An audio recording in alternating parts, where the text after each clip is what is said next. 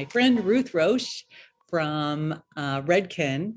And Ruth has worked actually with a few different brands in the time that I've known you, right? But I just want to welcome you to this Zoominar podcast recording because I feel like that you have a ton of value and a ton of advice to give someone who's newer in the industry. But first, I want to start out a little bit with your story. So I want to ask you kind of like how you started, because I don't actually know your story. I do know the first time I saw you in New York City at the IBS show many years ago. I loved your classes and I followed you ever since, but I don't really know how your whole thing started. I don't know where you started your hairdressing career. So let's start there.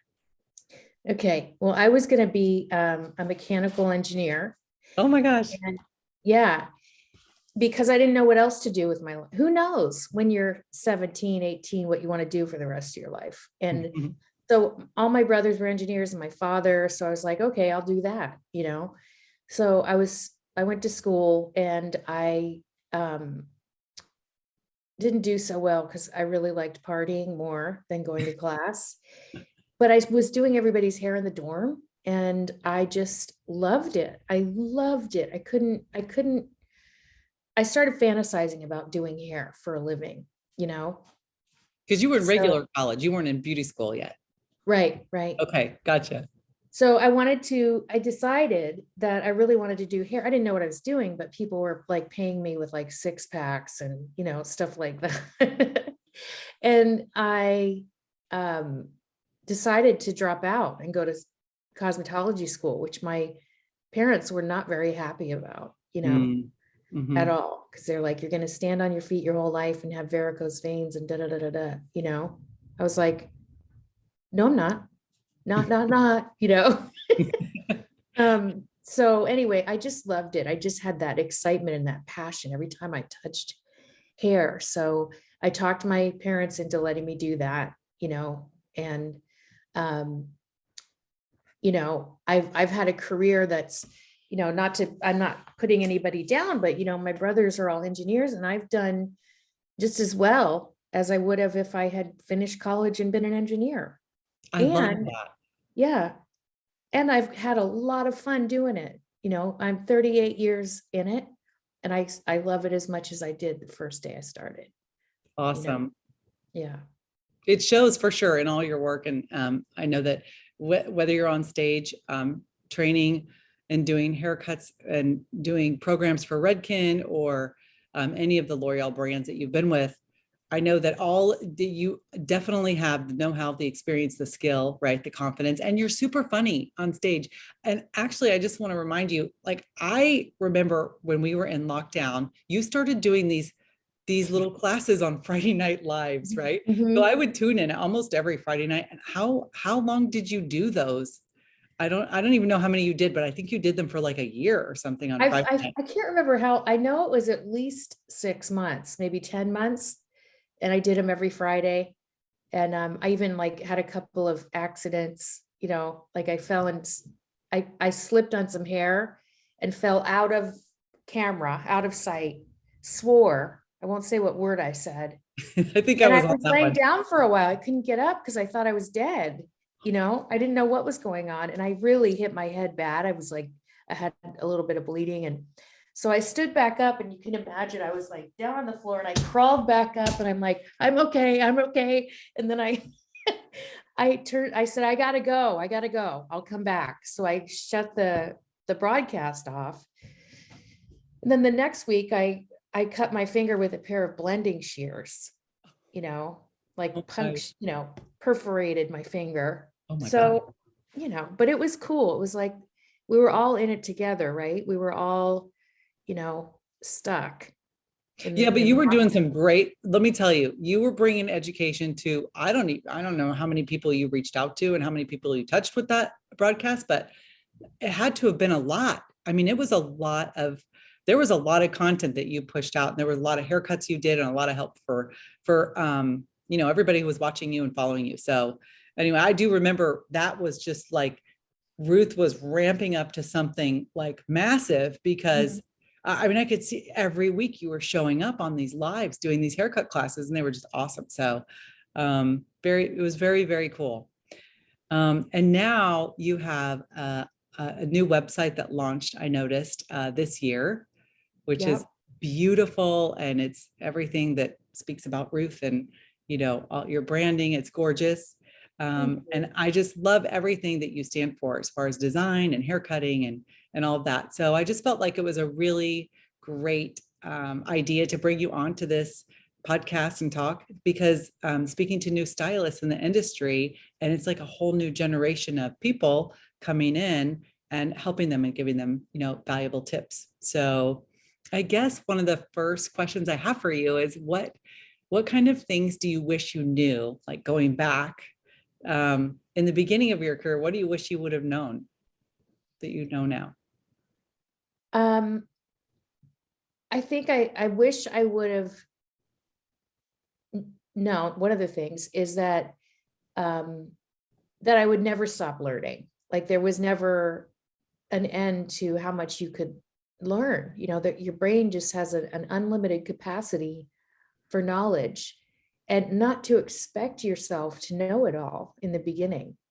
You can do great as a hairdresser and not know everything, but you can also do it forever like I am. And there's people who are doing it a lot longer than me, but to um, be able to do it this long and still be inspired by it and love it is because I've stayed open to learning all these years. So there's no arrival anywhere. So I think that would be great, to know that I didn't have to know it all in the beginning. I love that. Mhm. Yeah. And the other part is, like if anybody who's listening wants to be an educator, right? I think the biggest thing I learned that took the pressure off of me as an educator was that it wasn't about what I was teaching, but it was about what they were learning, Mm, and took the focus off of my nerves about me being good. Am I good enough? But I'm me, to, is this message getting through to them? Are they getting something out of it? So that's another thing. As an early on educator, I was too busy trying to entertain everybody, and feeling just out of my own body to really being there for the people that were there to learn, and in the process, you know, just my natural processes, tripping, dropping things, losing my train of thought, all those things. So, and I think that's another thing that I wish I knew, is that it's okay to just be who you are. You don't have to be like someone else, the person working and doing hair next to you. It's nice to have mentors and people that that you want to be like, but it's also really important to be you, in every stage of your career. And don't forget, this is, I'm not going to say it right now. It's for probably another question that you might have, but okay. yeah, sorry. Yeah, I went no, on. that's good because here's the thing, like I think people do get caught up in comparing themselves to other hairstylists or other people in their class or other people that they work with or other, I know educators compare to other educators and that's a dangerous area to go into like mentally because you can't compare. It's just not possible. And everybody needs to be in their own path and their own journey, right? And I love that message because it can get not only competitive, especially for new hairdressers, like how far are they getting, or with social media, how many followers they have, or how Social media is so hard, and that's the people coming in now are just, that's how you build a clientele. for You know what I sure. mean? Or that's how you get people to see what everybody, that's your business card, right? Mhm. So Yeah. I, we all do it. We all look and go, oh, I only got so many likes or whatever. And it's like, you and I were talking about, is that you have your niche, you have your people, and you don't need everybody to like your stuff. You don't need everybody to like you, even with clients. You know what I mean? Like there are people that are going to be drawn to you, because of the hair that you do, but also because of you, and how you make them feel. So if you take the pressure off of you and having to perform, focus on them. I think that was another thing, like as a salon owner, what I learned is if somebody was unhappy, right? All I would do is I would get down on their level so that I was eye level with them and say, I am so sorry. What can I do to make this better for you? And they would just melt. You know what I mean? Instead of defending it or, whatever, backing off, it just, bucking up and, getting right in their face and saying, what can I do to make this better? Oh, I And love they that. usually had an answer. Mhm. So that was huge for me as a salon owner. And I did that whenever it happened. Didn't happen all the time, but if, someone had to wait too long or, they were mad that, an apprentice blow dried their hair instead of the stylist, those kind of things that people, those things are going to happen. They will happen. People are people and some people are crazy and you're going to get all kinds of people in your chair. And some of them will stick and some won't. And, it is what it is. But if you remember that, just focus on them and keep turning it back to them, you don't have to talk about yourself ever because people love to talk about themselves. So if you just keep asking questions, they'll have plenty to say.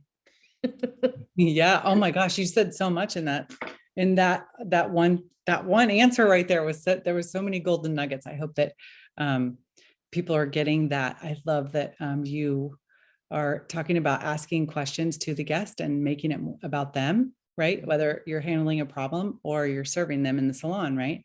It's less about you and more about them. So I love that message.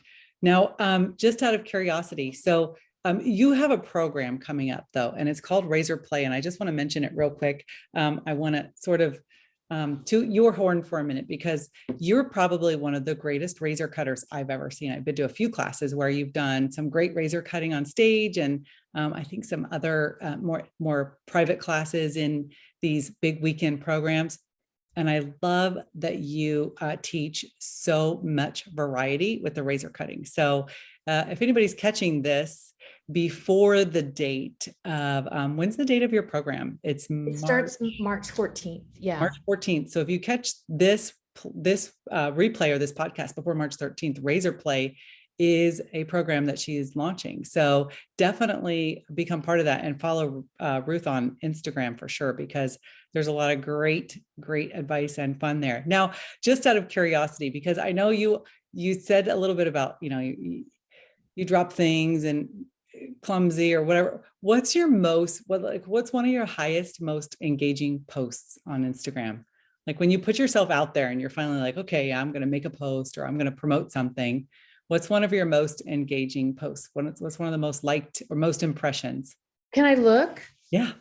Okay. And while I just want to say something about Razor Play really quick, if that's okay. Please do. Yes. Even if you can't make it to the class and it's after March 14th, it's 3 weeks in a row. So there's 3 weeks in a row, but it's going to be recorded. So you can still go and buy the series or buy a class and watch it later. You don't have to be there and you can do it after the fact as well. So great information, especially if someone hasn't really been comfortable with using a razor yet. Is it the kind of program where they're going to get a lot more comfortable using a razor to do full haircuts? And yes. So it's, we'll be touching on, angle of the blade and pressure and all that stuff as you go, but it's more about how you can create any haircut that you would do with the shears, with the razor, all those little techniques and things in there of working with specifically a razor will be in there, but it's all about like freedom, and not being afraid of the tool and getting the result quickly, Okay, sweet. I love that. Yeah, I know that. Yeah, you're going to look at one of your posts and see which one is your most engaging. Oh my God, I don't know how to do that. Never mind. Never, but we I can know later. Wait, I know. I know it. I think you go to Insights. I'm in Insights, and it's just saying the last 7 days. So I need to go. Oh, now I'm getting a phone call. Decline. Okay, I'm going to do the last 90 days. How's that? Yes. Why is it showing me? I can't. Anyway, where are we? Where are you? Oh, there I you mean, are. you Okay. got me on See, this Zoom. is what happens to me. The technology is a real thing. It is a But this struggle. happens with everything, not just technology, with driving, with walking across the room, with whatever it is. It's always a show, let's just say a show. We won't say the first word of that. But anyway, so I think my most engaging one was a haircut that Oh, in fast motion.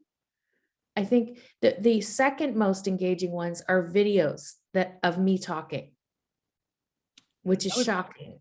I was wondering about that because you are so interesting to watch and I love watching all your stuff. So I was wondering if you talking and being on your Instagram is one of the more engaging ones over the hair cutting. That was really a question, like kind of where I was going because It's you're yeah, you're it's entertaining on stage, but you're also entertaining just and you're a fun person. So thanks. that's what I was wondering. You too.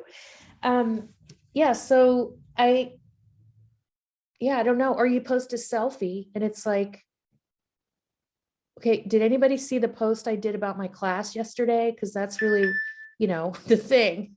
But you post a picture of yourself, posed in a selfie.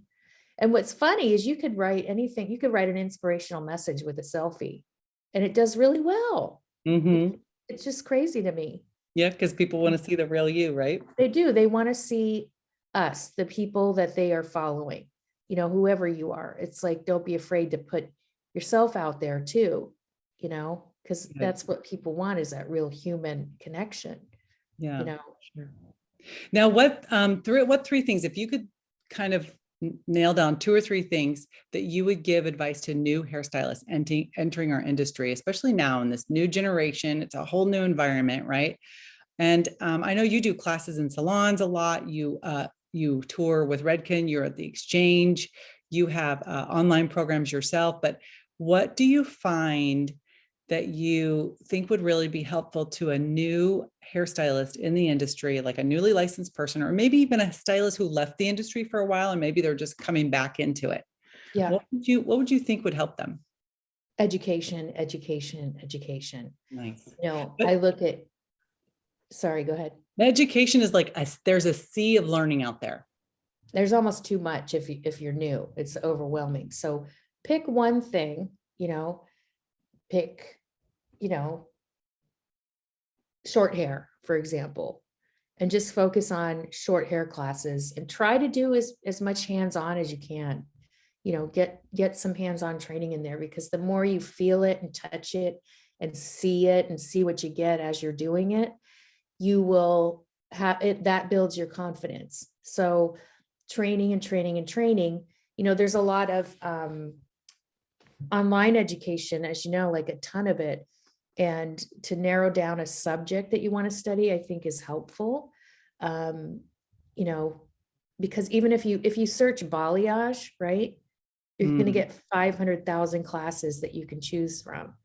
So, like someone that I'm really paying attention to right now is DJ Muldoon, because his work is very clean and simple. And, if you follow one person for a while, that helps, because then you learn a philosophy and a way of seeing things and a way of thinking about things. So it's more cohesive, as opposed to just watching one person do that haircut, somebody else cut, someone do that balayage, color correction, gray coverage, I don't know, which yeah. is what I do. I get all over the place and then I get overwhelmed. So don't do what I do. Focus. I think that's really great advice. And we're probably all a bit of that too. I know I Yes. am, same thing. And I think you probably hit the nail right on the head, is staying focused on one thing and getting really good at it and practicing it. Right. And I think the Yeah. hands-on thing is it's everything, because you can't just look and learn. It doesn't stick. You have Yeah. to do it, right? We're kinesthetic people. We're visual, but we're kinesthetic as hairdressers. We need to touch and feel and understand physically what's going on, you know? Yeah, for sure. Yeah. Good. And the So other thing you asked me three things, but I might not have three, but I do have one more, is um, to don't don't pigeonhole yourself. I think it's cool for, you will get a following if you specialize in something for that one thing. But one of the things I learned from one of my mentors, who is Trevor Sorby, is like, if you're a doctor and someone breaks their arm and they come to see you, you're not going to say, you know what, I only do legs. I'm sorry. Mhm. I can't help you. You need to be able to say yes to everyone, especially now. It's like we shouldn't be afraid to touch any texture of hair or any color service or anything. I mean, yes, if you want to specialize and that's your passion, great. But if you're specializing because you feel like you don't know enough about other things, like you said, learn one topic, get it in your noggin, get it in your body, get it in your system, and then learn another thing. And for me, my learning right now, my scary place is like fades, with clippers, Really? and barbering. So that's what I'm kind of approaching right now and learning, trying to get more comfortable with, because it's not something I do all the time, right?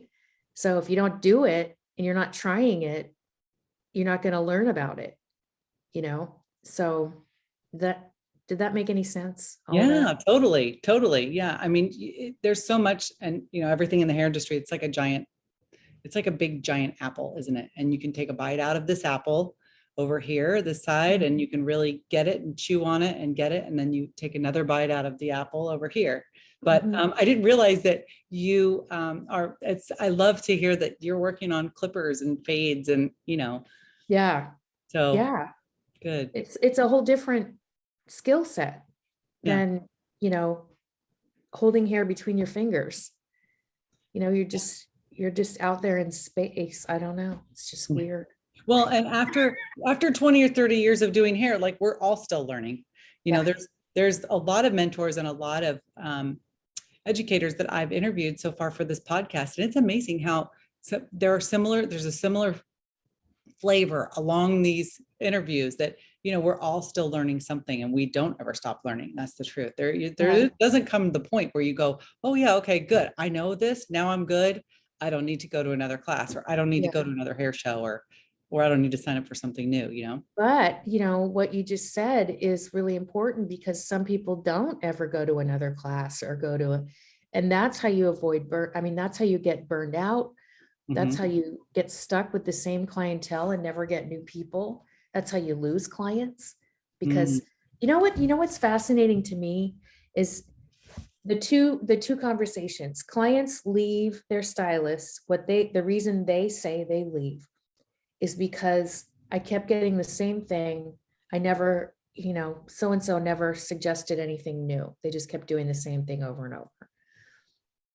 Stylists, professional stylists, hairstylists say, my clients will never let me do anything new.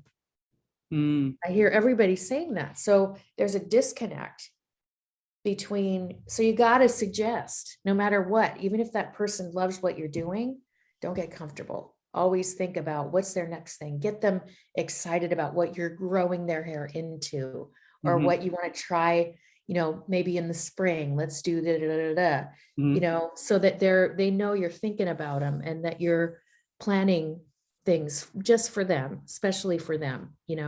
Yeah, setting up their custom hair plan. So do you do a consultation with every single guest every single time they come in? Yeah, I do. I mean, one of the great expressions or tips I got was doing that. I can't think of the words. Are we maintaining or changing, or whatever? Oh, okay. Yeah. So it's because some people really do just want to stay where they are. But Right. if we don't give them an option to talk about it, and that's with my clients that I know really well, I'll do that. But I catch myself getting into a routine, and you can't do that. You have to make sure that you're staying fresh and inspired, and you know like we owe it to them. Hmm. Yeah, it's our duty and our responsibility to Yeah. stay fresh for our clients, right? And I love that. And you're one of the people that are offering lots of extra education so that you can so that stylists can get new and modern ways and Mhm. obviously new techniques. So thank you for all of that and everything that you do for this industry. Is there anything else that you want to say before we sign off here in a minute about any advice, any other words of advice that you would give to a new stylist entering the industry these days? Yes, one more thing. Mhm. It's quick. Yeah, that's fine. Yeah. This is the advice I got from Trevor Sorby, is you'll get wherever you want to go in this industry, whatever you want to do. And it might take longer than you think, or it might not, but you will achieve your dreams if you stay humble, focus on your craft, and help others to achieve their dreams. That's what I learned from him. So, So and he was right. that's awesome. I love that. Trevor Sorby is he is an icon in our industry. And if anyone listening has not heard of Trevor Sorby or doesn't know who that is, then let's do a little history lesson and go back and research some of the biggest influencers in our careers ever. Not just Vidal Sassoon, but there are amazing, amazing hairdressers, and Trevor Sorby is definitely in that top tier of influencers and creators of our craft for sure. So I love that you brought that up. Thank you so much for sharing all that. And we look forward to maybe even doing an encore recording at some point after you get through the other side of your program next week or in the next 3 weeks. And maybe we'll bring you back on for an encore later this year. Oh, thank you so much. I love what you're doing for our industry and how much energy you put into it of helping the new people coming in. But also I respect you so much for the amount of education that you take, that you invest in, as an individual stylist yourself. I think it's really amazing. And being a salon owner, it's like, so I see you at a lot of classes and I think it's amazing. So thank you for that. Good. Yeah, you're welcome. No, I'm glad. And obviously I pay it forward to new people. I've had a lot of people help me. And, that's part of the story about why we do this. So I'm just glad to do it and pay it forward. So thanks for being here today. And we will be following you on Instagram and talk to you soon, Ruth. Thank you so much, Lori. Hey, you're welcome.